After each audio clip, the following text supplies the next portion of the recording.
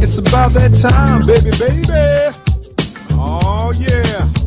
Here we go, here we go. The Sinclair Show is on. It is on. Run it with your friends, come on. Come on, come So on. it's a moment of the show tonight. Mailbag is tight. Sinclair is on the mic.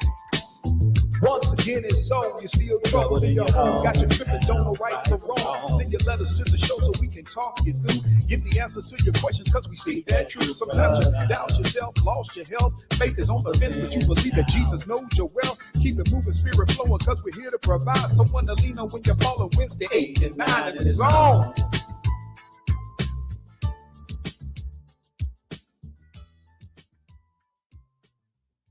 Once again, it's on. You're listening to the only morning show when people at night.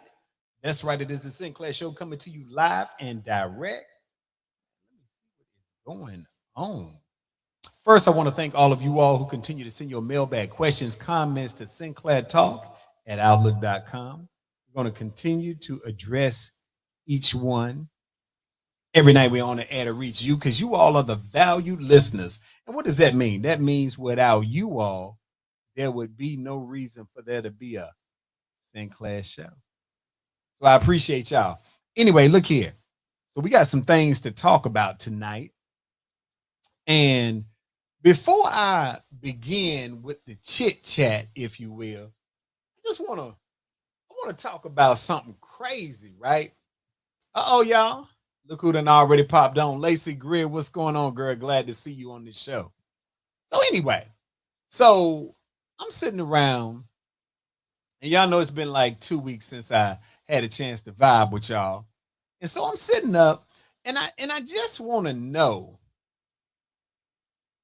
you know, they had the little UFC fight going on in the nation's capital. And at the end of one of the guys winning their match, he thought it was acceptable behavior, just out the blue now. It ain't had nothing to do with anything. He decided he would say something about former First Lady Michelle Obama. Obviously something derogatory. So, and then I heard people on both sides. It was people talking about, oh, it was cute, it was funny. Then it was people saying it was offended. First, America.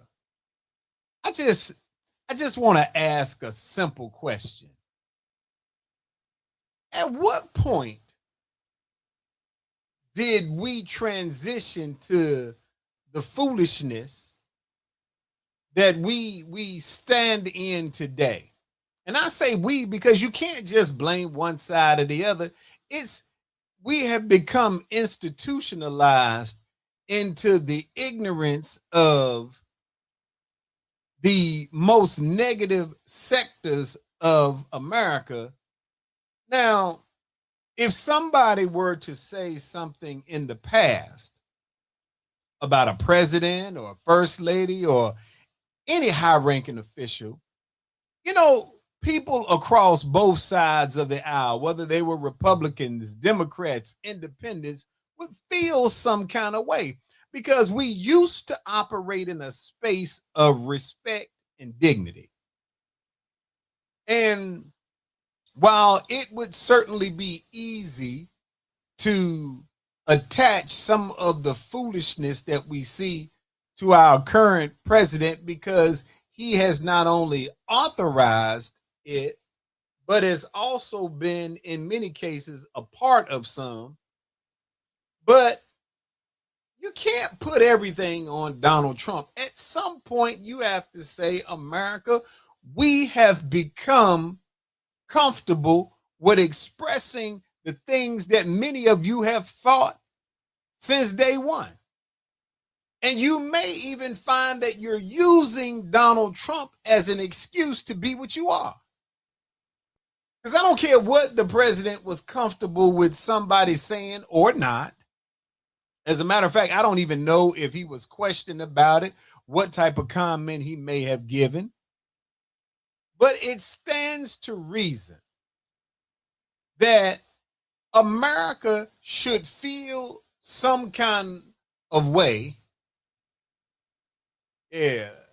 Lacey said, despite how you feel personally about someone, to keep it to yourself is not professional or presidential life. Absolutely. And I don't want to confuse this with whether or not Donald Trump himself said it, but it's your event. It's like if somebody comes over to the little cigar area and that person does something negative or disruptive, if it is a area I'm responsible for, I can't act like that I'm without fault, because I should know the type of people that I'm bringing to my space.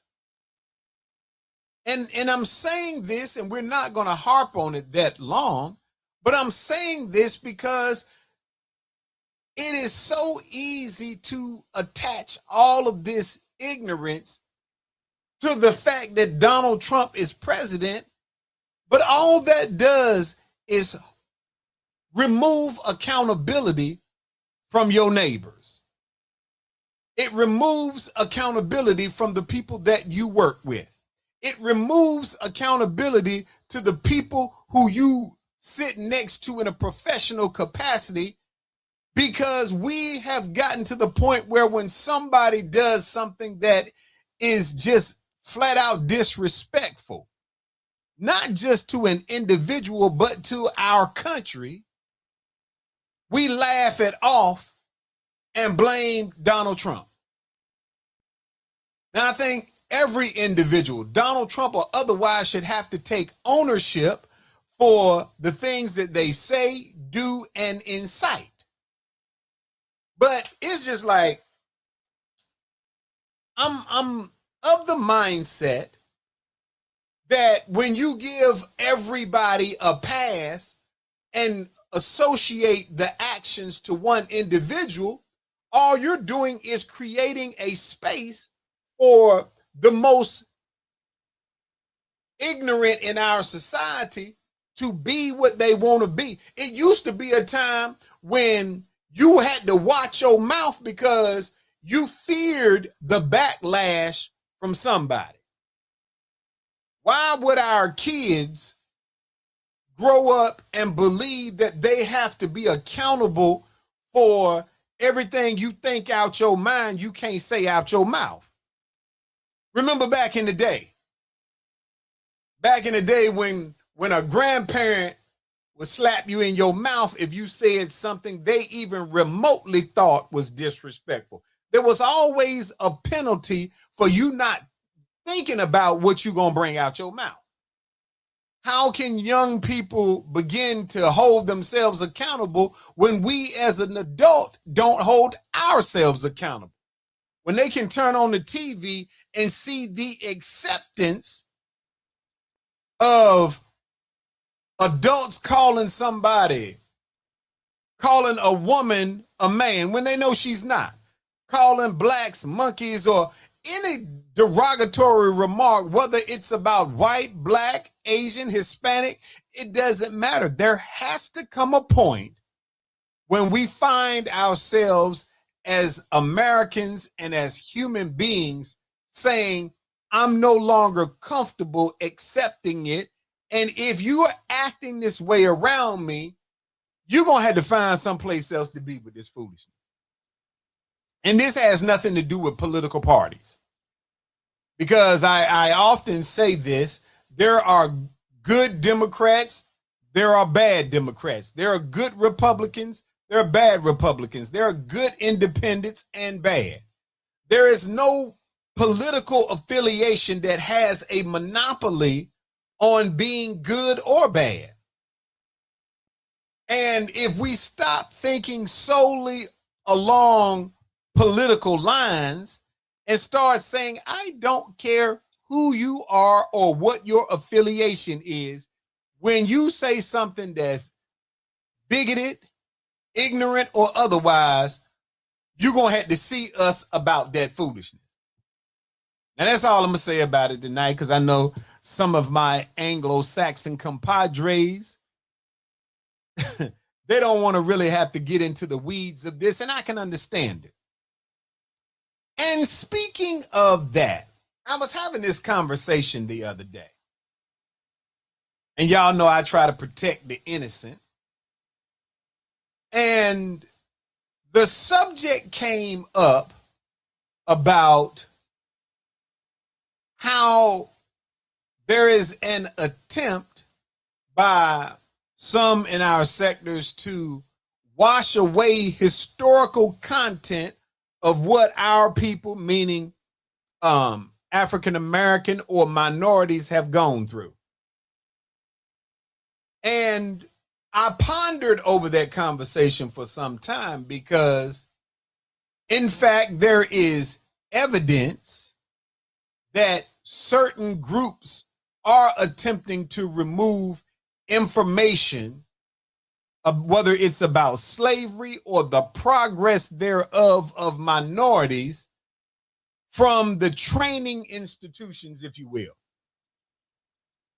But I want you to,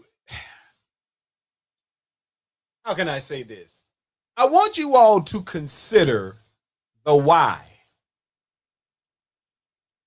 Now, some, it is because they despise any inclination of accountability of some pockets of America to Black Americans for the things, the atrocities, the slavery that historically we know we endured as a people. Here's the other part of that. I am certain that there are certain parts of white America that are absolutely tired of every time there is something brought up about slavery or the negative things that blacks went through, them having to be accountable for it when they had nothing to do with it. And I think if our messaging as a people were to change, that there are many in the Anglo-Saxon community that would not be as offended by something. And some of y'all are saying, well, Sinclair, hold on now. But pump your brakes for a second. Let me give you a little clarity so you might understand why I am proposing what I am.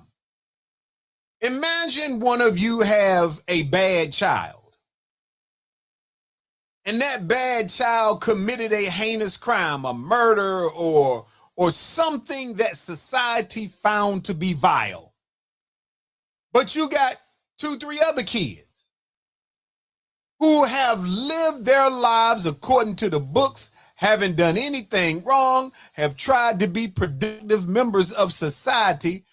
You would hate the fact that if every time you or your other children try to hit the streets, try to go somewhere, people in your community are only willing to attach to you and your family name the atrocities of one bad seed that you may have produced. Now, imagine if you are the element in America that are regular, hardworking Americans who happen to be white. And if every time something pops up, someone is throwing in your face that slavery occurred and that white America is responsible. The reality of it is some elements of white America is responsible. But the people that you and I see today, the majority of them had absolutely nothing to do with it. And so I can imagine that there are some elements of them that says, man, why do we have to keep taking the loss because of the memories of atrocities that was done by either our ancestors or some element that didn't have nothing to do with me? And so I do think that there is a part of us that has to begin a process of thinking, how do we put our messaging out there, whether it is in search of restitution, whether it is in America. Let me say this. If you want to know why African Americans, Black Americans, Negroes, or whatever connotation you attach to people of color. If you want to know why we feel the way we feel, let me give you an example. In the past 6 months, Donald J. Trump, the president of the United States, decided he was going to go to war with Iran, a country that had not invaded us. But because of some alleged information and because he had the support of some in his political party, he decided, I'm going to go to war. And we have spent billions of dollars. And we bombed for 30-some days Iran. And by his admission and those like Pete Hegseth, whatever his name is, we said we had broken down their military, their ability to fight. We had destroyed their potential nuclear capabilities. We had even bombed places that just for good measure. And there were some in the elements of America, both Black, white, Latino, whomever, who supported the concept based on the way it was sold.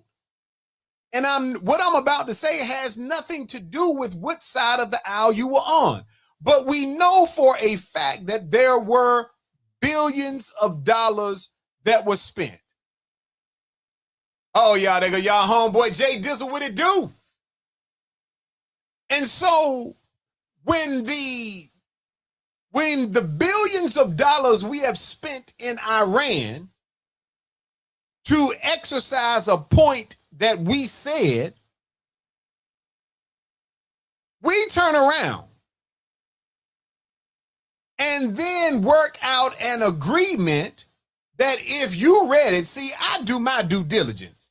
If you read the agreement, it is almost identical to, but a little less strong than the agreement that Barack Obama had fostered and that America had already been operating under. As a matter of fact, we agreed to give Iran $300 billion to rebuild what we tore up.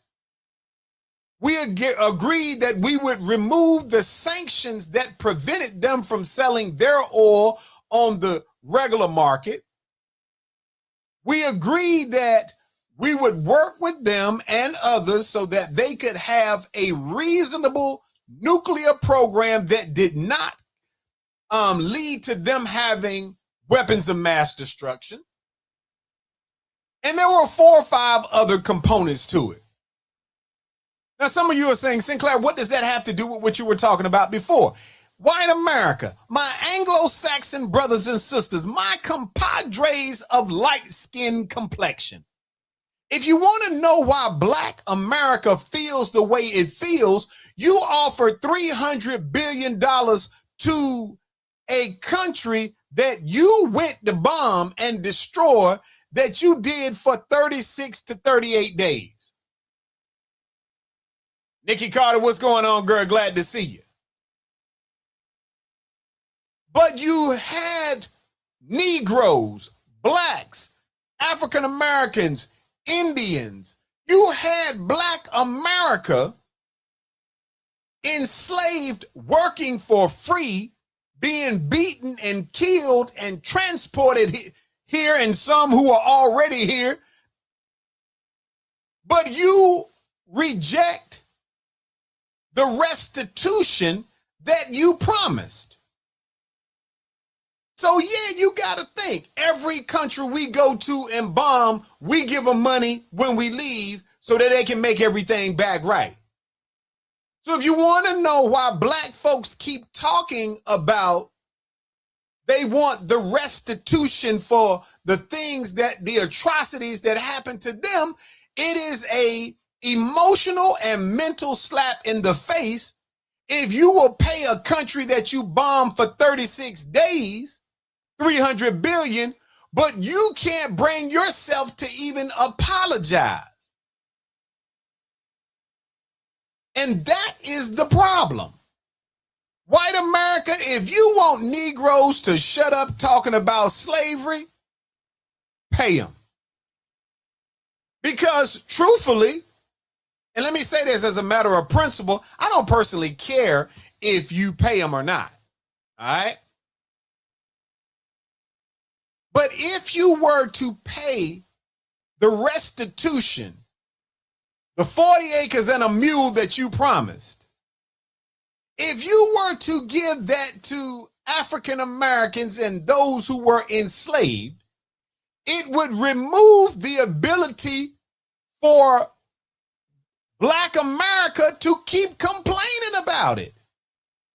Because you gotta stop complaining when somebody makes you whole. And of course, there will be some that says, oh, you could never financially meet the obligations. But if you gave them something and called it restitution, they could not continue to talk about it. So for those Anglo-Saxons, those good white Americans who get tired of hearing about slavery because you had absolutely nothing to do with it, the reality of it is that our nation absolutely had something to do with it.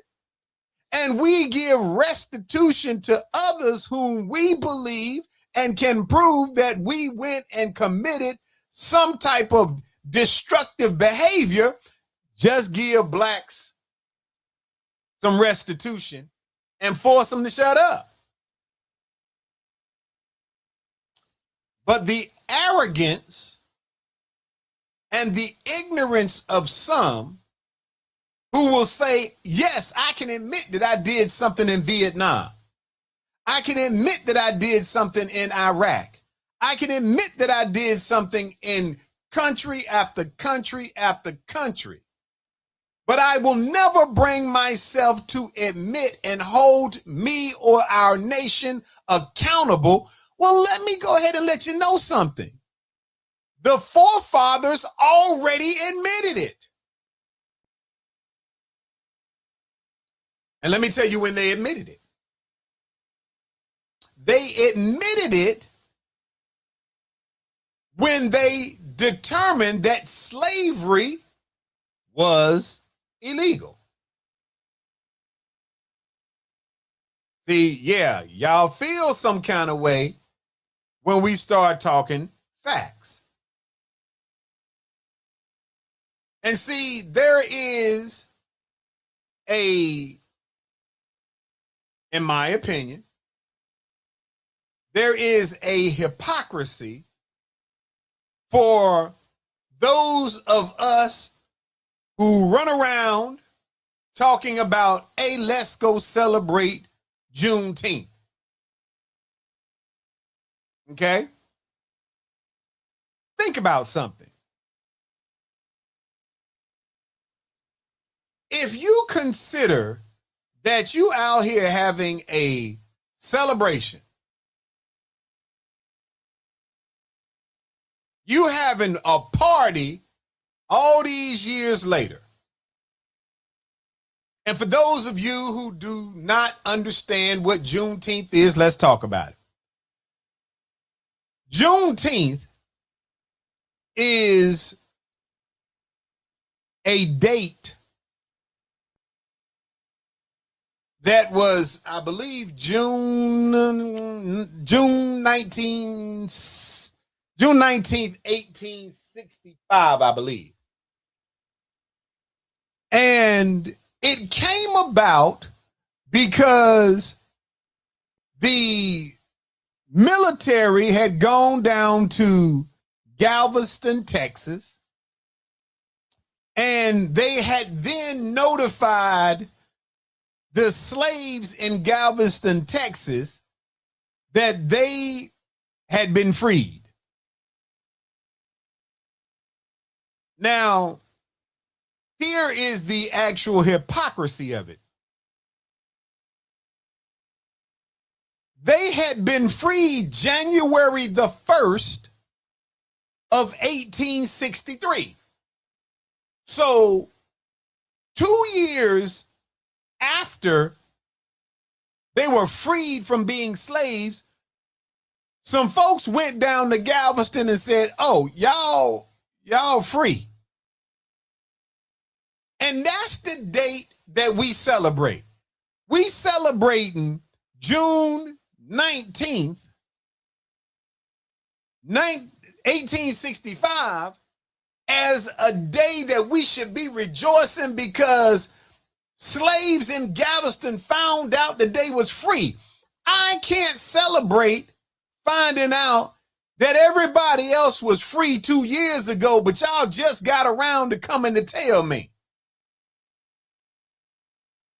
And that's the reason why I believe some don't mind y'all having it as a day of celebration, because to them it's probably a laughing situation that we're so anxious to have a reason to celebrate that we're happy that them folks down in Galveston found out 2 years after they was already free. So that means slavery wasn't bad enough.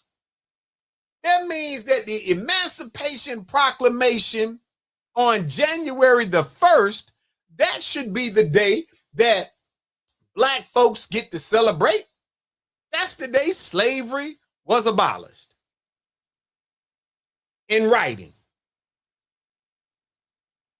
But they got y'all around here acting the fool on June 19th, and they found out 2 years after they was already free. So that means any slavery, any work that you did, any of that,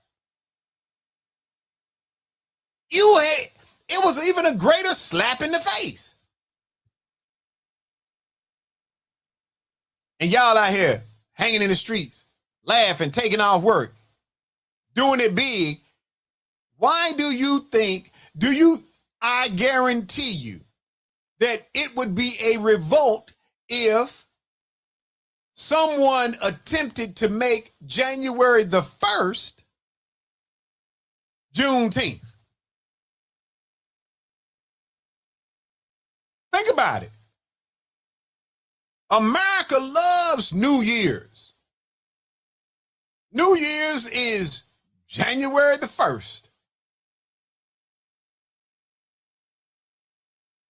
But now ask yourself a question. If that's the day that slaves were actually freed according to the Emancipation Proclamation, why didn't America say, we're going to give you the date that you were freed as the day for you to celebrate? Absolutely not.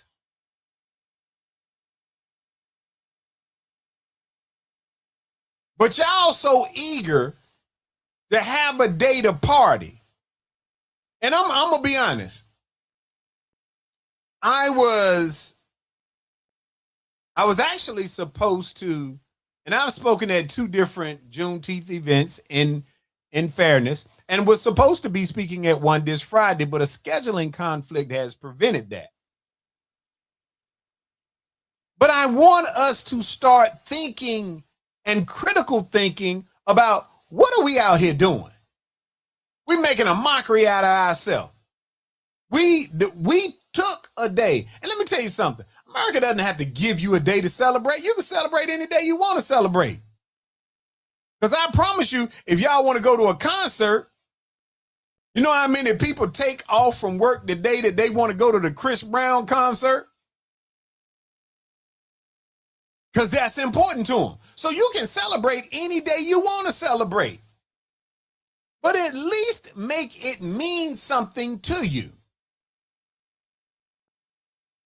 See, when you hear about 40 acres and a mule, it refers to the unfulfilled promise made to former enslaved African Americans after the Civil War, which was intended to provide them with land and resources for economic self-sufficiency.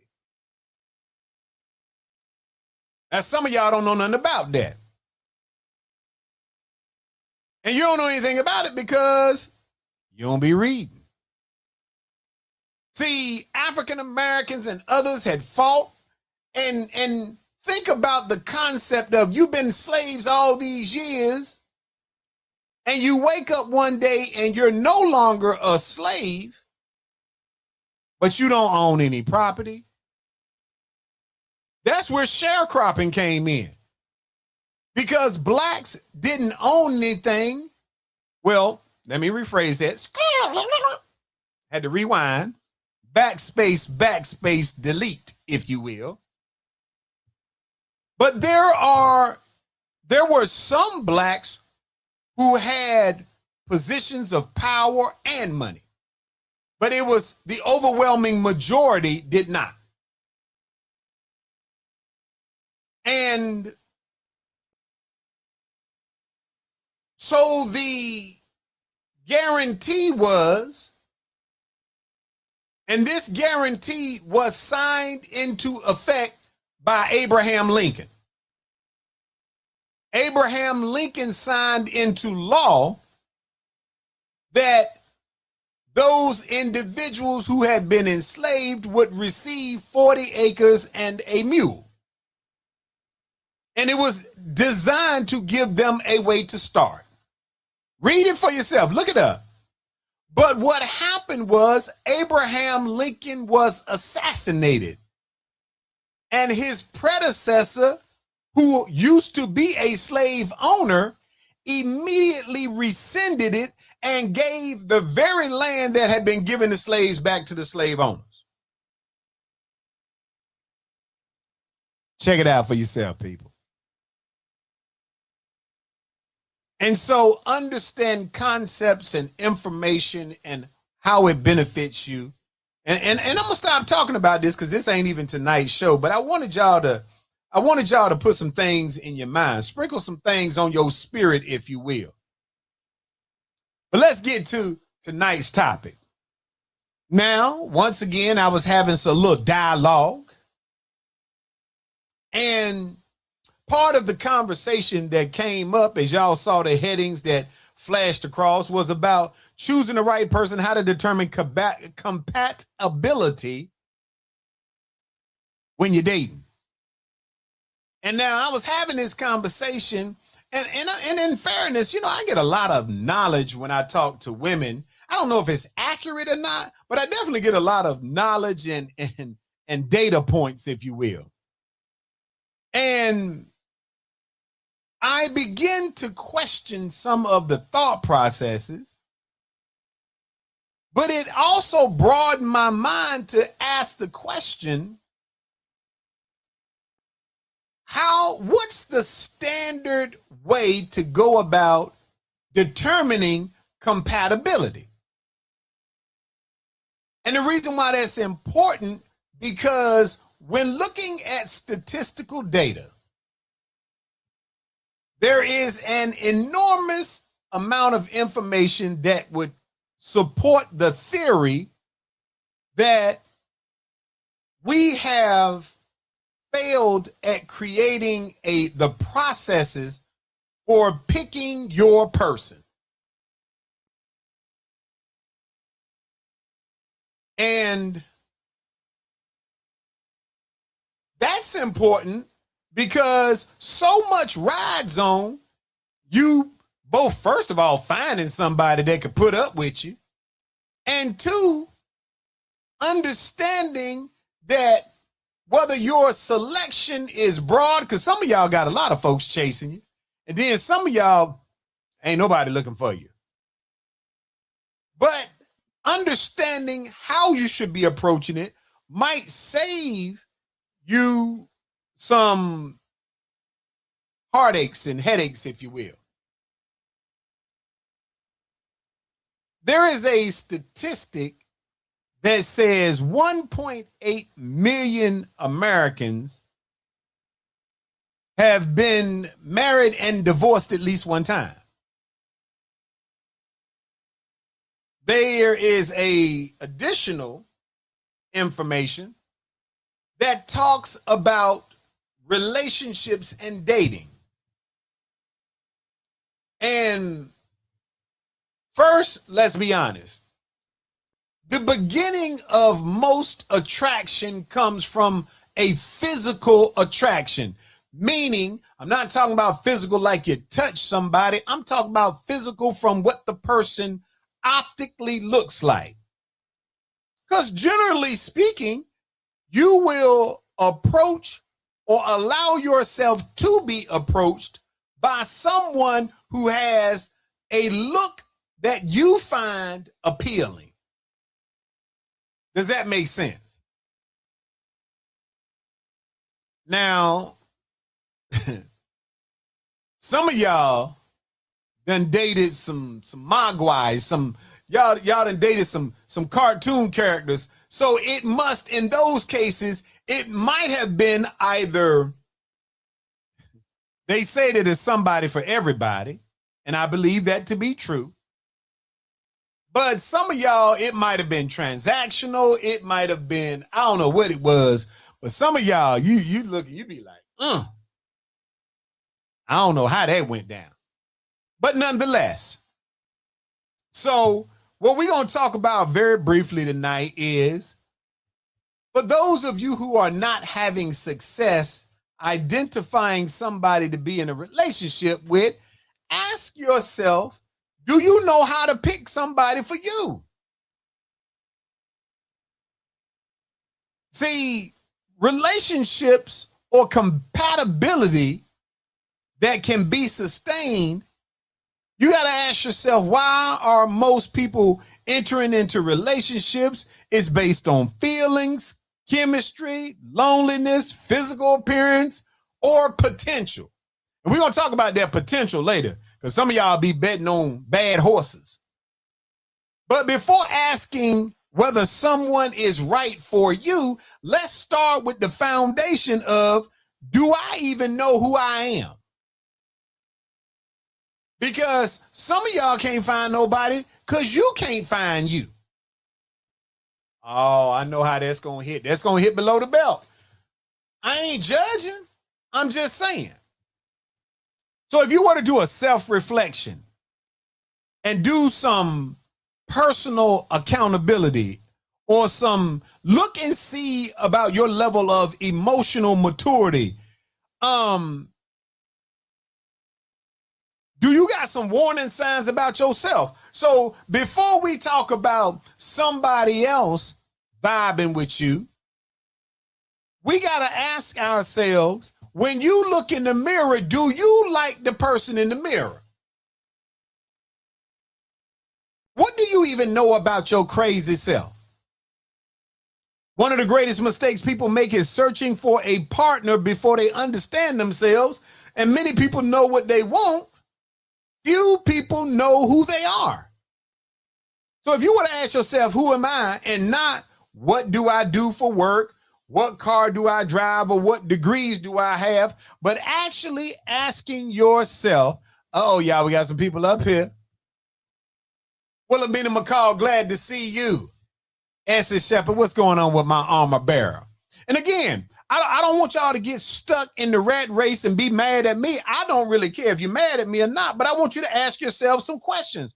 Again, if somebody was to say, let me figure out who I am, and if you had to strip back who you are and say, I can't talk about what I do for a living, I can't talk about where I live, I can't talk about what I drive, I can only talk about, yeah, they're going, Annie Moore, what's going on, girl? Glad to see you on the show tonight.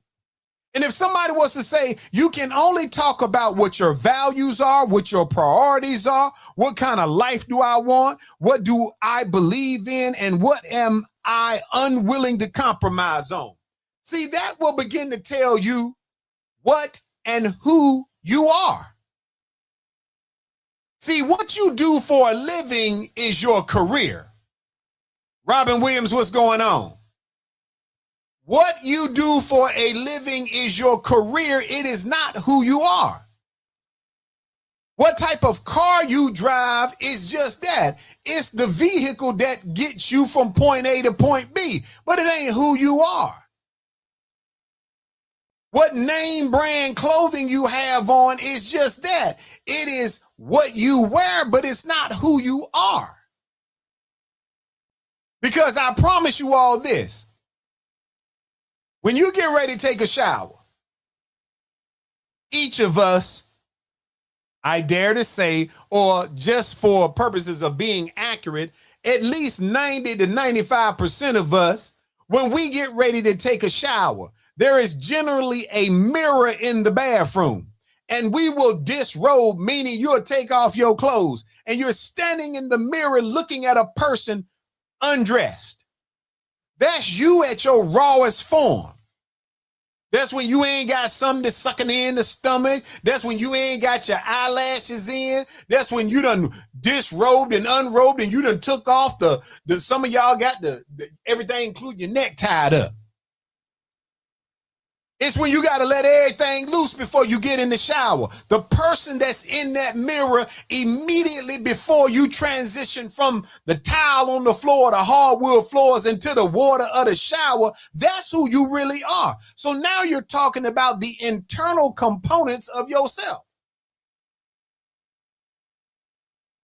And you can't determine somebody's compatibility with you if you don't know what you're compatible with.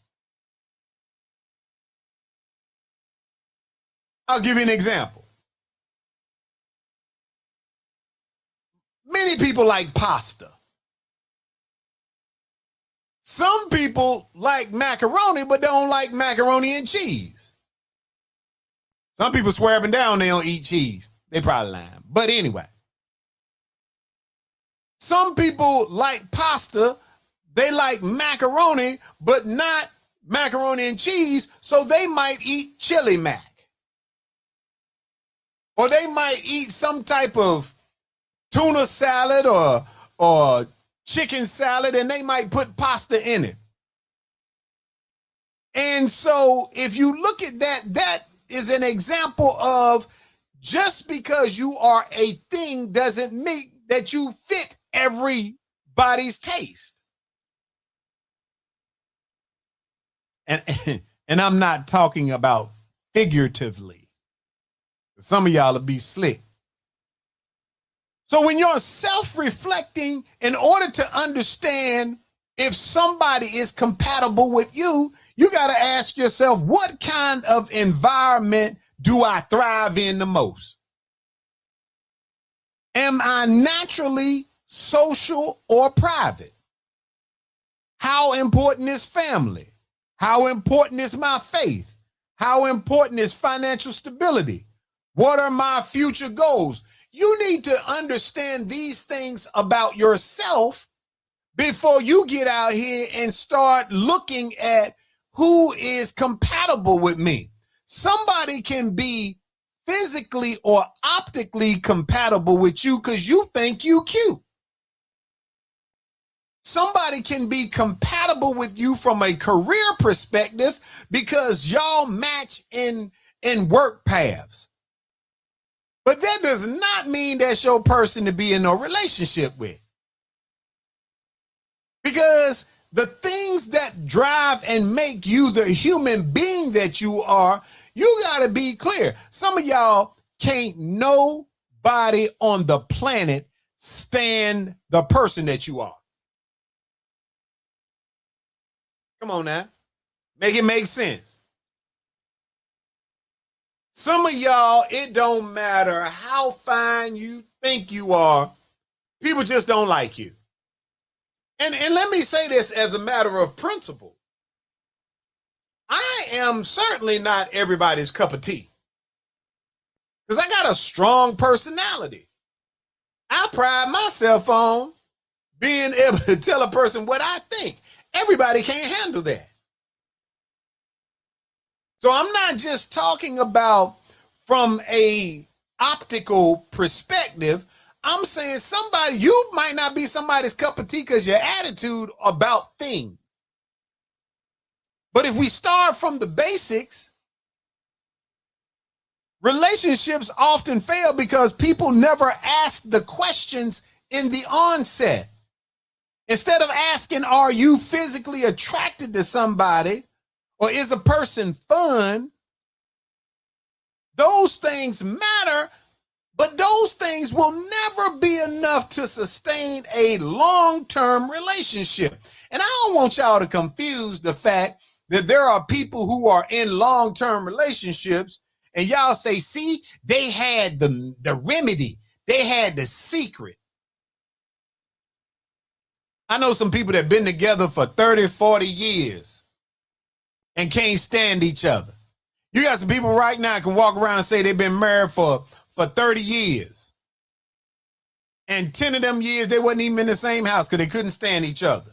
Somebody got sick and they took a person back. It's a lot of reasons. So don't just think longevity means that they were compatible or it was a good relationship.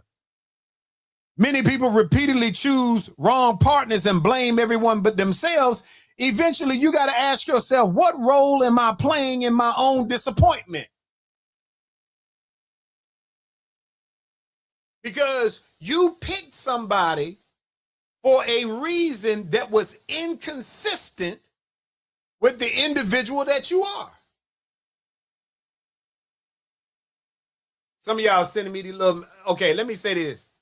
I don't care nothing about some of y'all getting smart with me on the DM. You can say it, I'll put it up here so everybody can see it. If the shoe fit, put it on.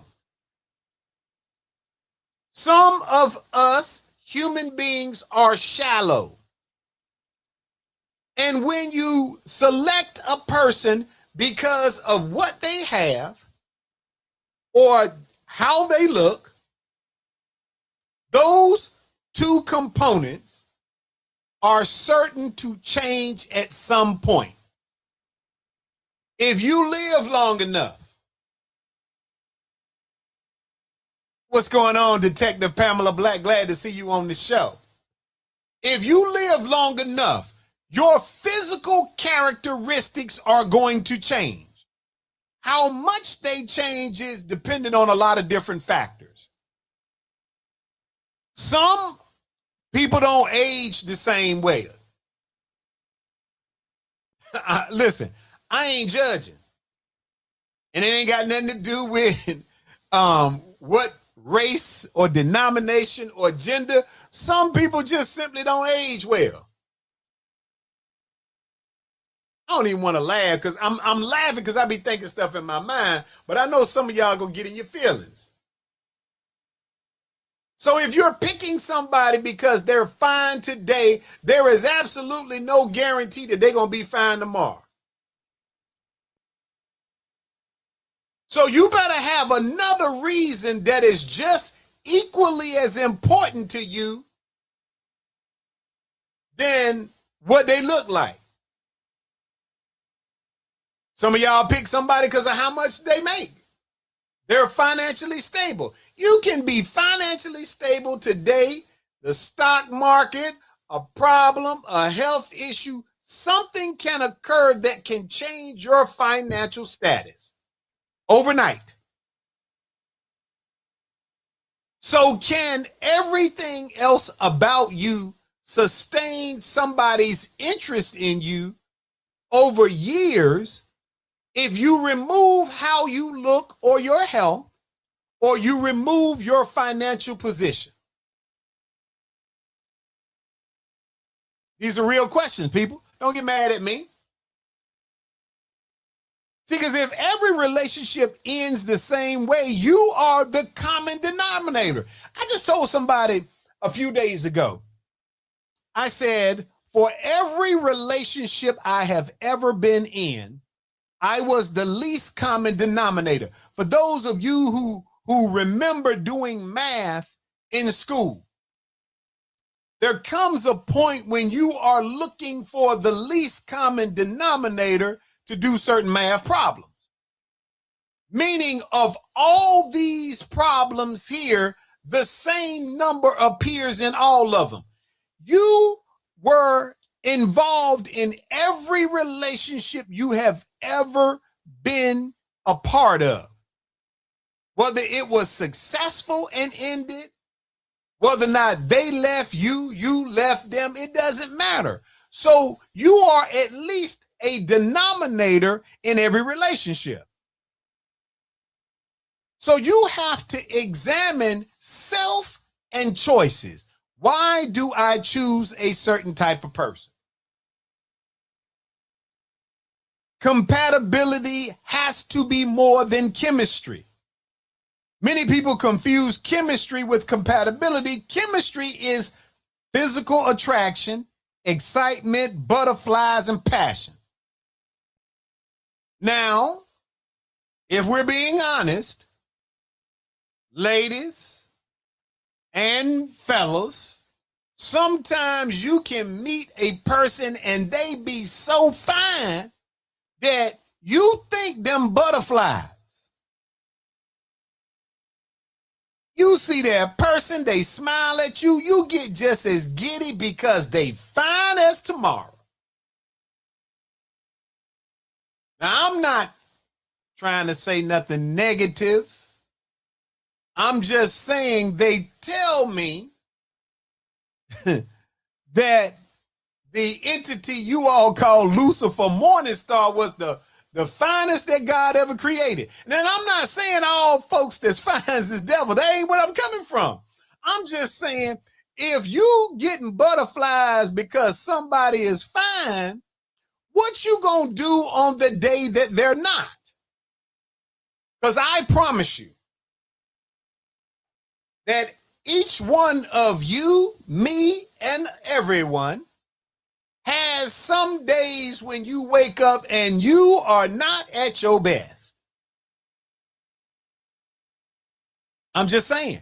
I'm keeping it a stack with y'all. Let's be honest. How many of y'all out there wake up at the top of your game every morning? I'll wait. You can go ahead and give me some feedback. Every single day you wake up, you at the top of your game.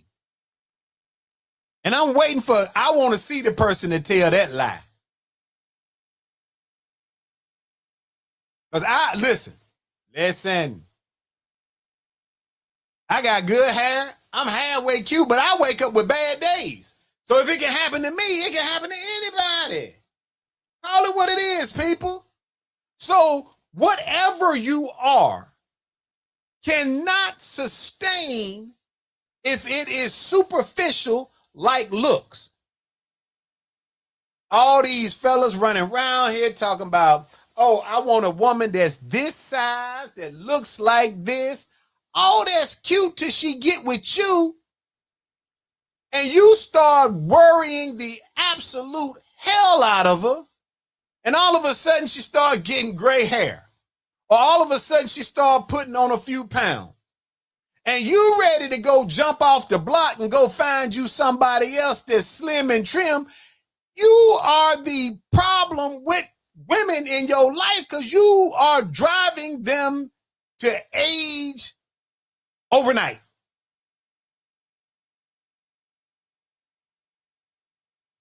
And let's be clear.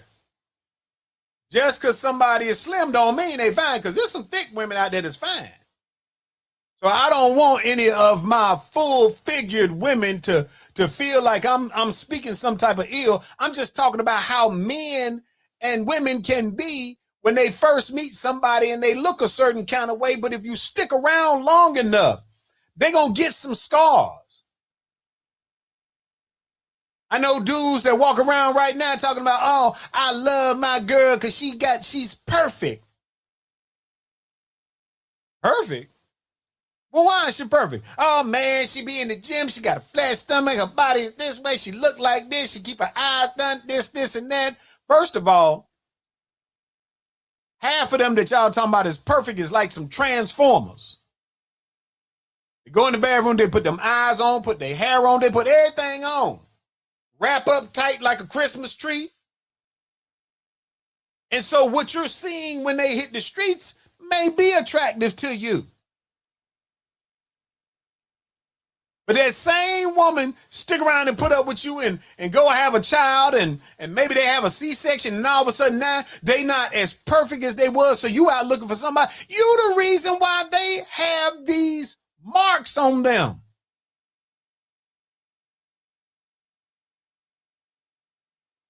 How dare you say, and ladies, y'all the same way. Oh, you wanted a dude that was in the gym, buff, swole up. Guy with you start complaining because he at the gym every day. That's where you met him at. You don't go no more, so you don't want him to go no more. He done put on a few pounds. Now you running around looking at some other dude because you say, oh, my man let himself go. Because he had to leave the gym and go to work. Trying to support your habits. So looks can't be the thing that you rock with. But you can have incredible chemistry with someone and that person not share your values. So you need to know, is the person that is in front of me who I say, oh, this my person, I'm rocking with this one. Do they have the same values? The stuff you like, do they like? Like, let's be clear. And I've said this on the show, so it's not a secret. I won't even date a woman if she don't like to fish. So all y'all that's out there that say, oh, I'm so, I just would love to get with Sinclair. No, you wouldn't. I ain't even your type of dude. If you ask me about the real me, I'm not the dude for you. I promise you I'm not. I'm petty sometimes.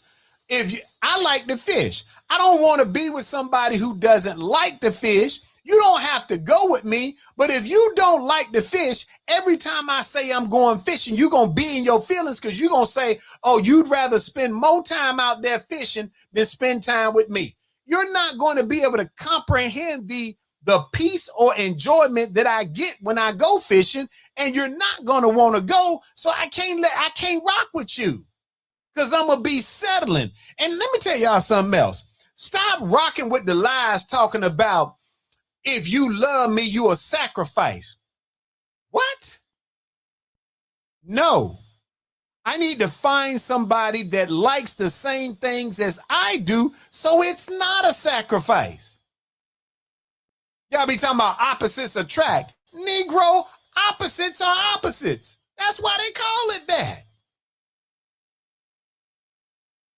Oh, I'm a vegan. Girl, let me tell you something. I am a carnivore. I am a bear in my mind. I like to consume protein. I'm not getting with no vegan. I don't want, and there's nothing wrong with vegans. Absolutely nothing wrong with them. I know some people that are wonderful people that are vegans. I want you to be as healthy as you want to be. But I'm not going to be trying to figure out, can I cook this? Because this got meat products in it. I want some bacon grease in my food. I want some, no disrespect to anybody who doesn't eat meat. I don't want plant-based meat. I want somebody to have had to kill this animal for me to consume it. And I'm saying these things because it is true. If you don't share the same philosophies in terms of where you are spiritually or otherwise, it doesn't have to be a negative, but it's not going to be a positive. If I've got a spiritual walk that I am on and you don't, I don't want to get into an argument about I'm getting up going to church on Sunday and you don't feel like going. I'm still going. It doesn't mean you the devil, but we can't vibe because you feeling some kind of way because I go to church on Sundays. Oh, you would rather do this. First you're fishing on Saturdays, now you at church on Sundays. Hey, you're not my person. It doesn't mean you're a bad person. It just means you're not my person.